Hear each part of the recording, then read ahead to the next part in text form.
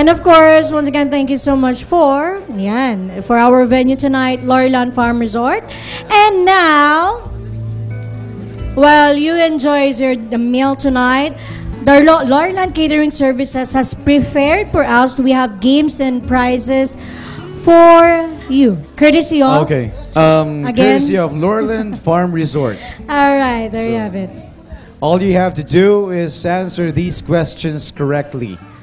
Ngayon, kung makikita nyo sa tables nyo, meron dyang mga answers. You'll be able to see the answers nung mga tanong na itatanong namin sa inyo. So I'll be going around the table. You'll ask the questions. Yes, and you do the roving. I'll do the roving. All right. So, ang piliin mo yung pinakamalakas kumain. Tingnan mo. Gugulay natin sila. Well, okay. Masarap yung pagkain. Totoo yung sinabi. It's really good. Sarap. Hindi naman ako Hindi naman laki ng tiyan ko. Hindi ba obvious yun? Hindi nga, nakita ko nga nakadalawang balik ka eh. Oo. Hindi nakatatlo naman. Nakatlo. Yeah. So, let's start the question and answer portion. Okay, so, you go. Far, far away. I don't need you now. Leave. Okay. Okay. Okay, so let's start the first question. Pili ka muna. Josh. Pipili muna ako. Alright. Pipili ako ng table na sasagot ng tanong ni Miss Lucette. Here. Okay, dito. that table. Table number 17. Okay, so pili ka ng pwedeng sumagot. Sino pong... Parang gusto ko yung nasa harapan mo. Maganda yung kwintas niya. Oo. Ang ganda ng kwintas.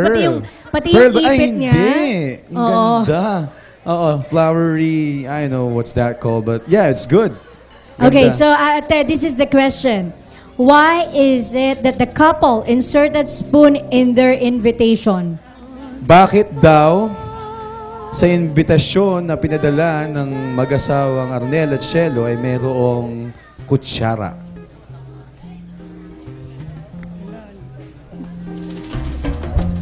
Sige.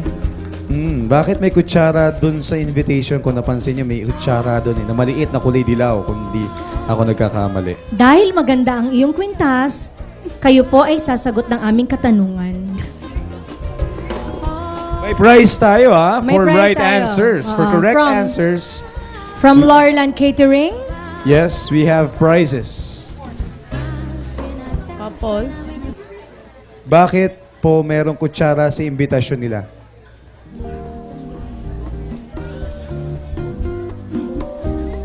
Kasi po mahilig sila sa pagkain.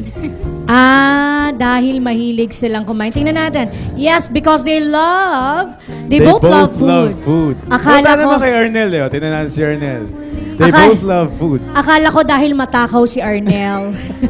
Tingnan mo kain ng kain, hindi tayo pinapansin. Oo. Hindi kanya narinig. Tapos may hawak pa siya na meat. Oo. Sige, kaya mo yan. Okay. So anyway. Kaya mo yan, Arnel. Arnel Balago. Kaya mo yan.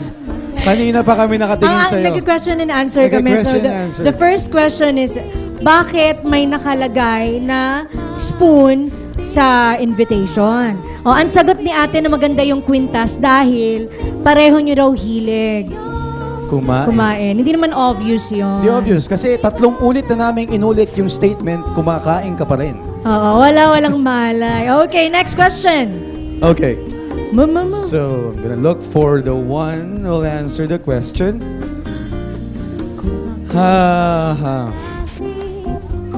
Sino bang pwedeng Mamaya na yung gift mo, ate, ha? Wait lang. Courtesy of Lorland Farm Resort. Dito tahimik sa table number 7. Table number 7. Meron po tayong prizes for right or for correct answers. So, what's the question, Lucette? The second question, where was the couple's first date? Makikita niyo po ang mga kasagutan sa ibabaw ng lamesa.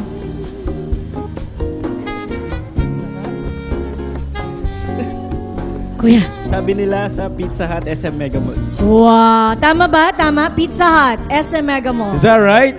Yes. Tama, Pizza Hut. Pizza Hut. Yay! You will receive a gift from Lorlan Yes. Farm Resort. Mananalo po kayo ng swimming pool. Bubuhatin nyo pa uwi. Tsaka 1 kilong bigas pero nakasaing na. Alright. Ganon. Mga ganon Okay, trend so third question. Third question. Ay, ito. Sino? Sa may table number 3, medyo gloomy dito. Medyo gloomy yung ambience. Table number 3. Sa bawat tamang sagot po, meron po tayong prizes. Para matsambahan nyo. Okay, so this is the third question. After high school, how many years have passed before Arnel and Shello got the chance to meet again? Pagkatapos ng high school, ilang taon ang lumipas bago muling nag-cruise ang landas ni Shello at Arnel? 10 years. 10 years? Is it 10 years? 10 years? 10 years. Wow. So they are really destined to each other. Oh, meant to be. Oo. Meant to be. Soulmate ang tawag doon, di ba? Soulmate. Okay. Next. Okay. Dito tayo sa best friend ni Arnel. Best friend. Malamang masasagot Bumuboses yan. to eh, bumuboses. Pikit mata. Pikit mata kahit takip-tek. Ay, hindi pala pwede. Okay, this is the question.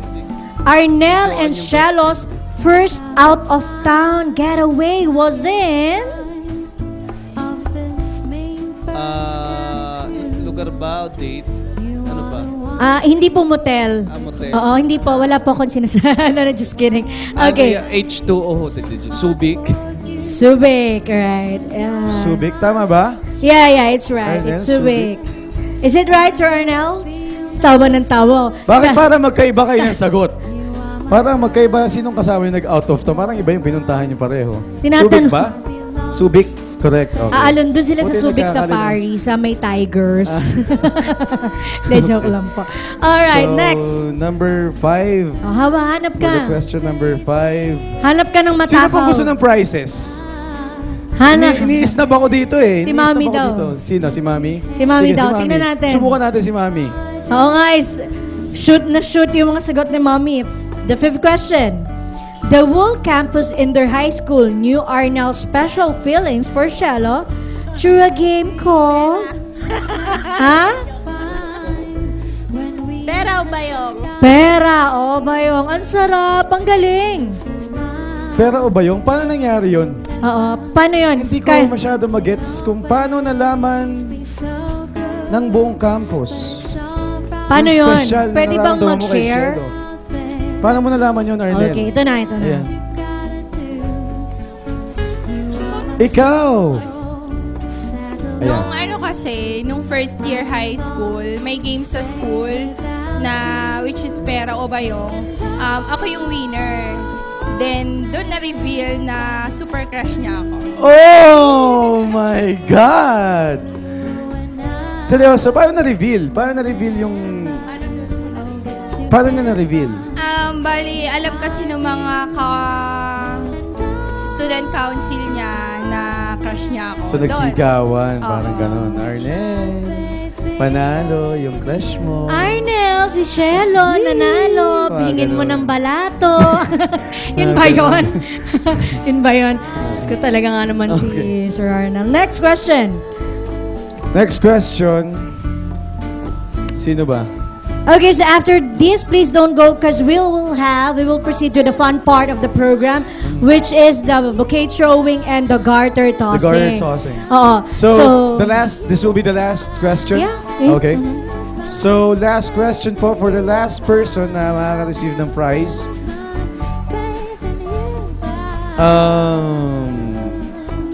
Ma'am, kayo po naka-violet, ma'am, na flower. Oo. Okay lang po, sagutin niyo yung last question. Sabi niya, ay, ako pala yun. Nagulat siya. Ako pala yung naka-violet na Oo, floral. sige, so number 6, Lisette. What is the couple's theme song? Wala po.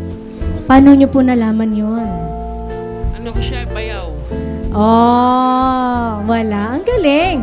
Totoo. Siguro tiningnan niyo yung ano, no? Tinitingnan niyo yung script namin. Nakabaliktad kayo. Ikaw naman, wala kang ka-trail.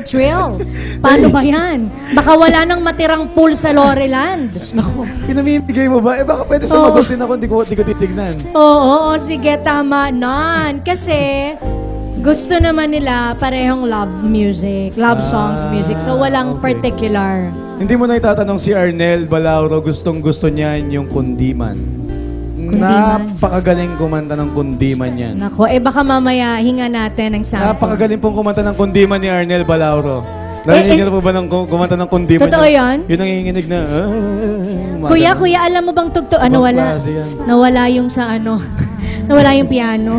Yung pianist. So, let's go. Let's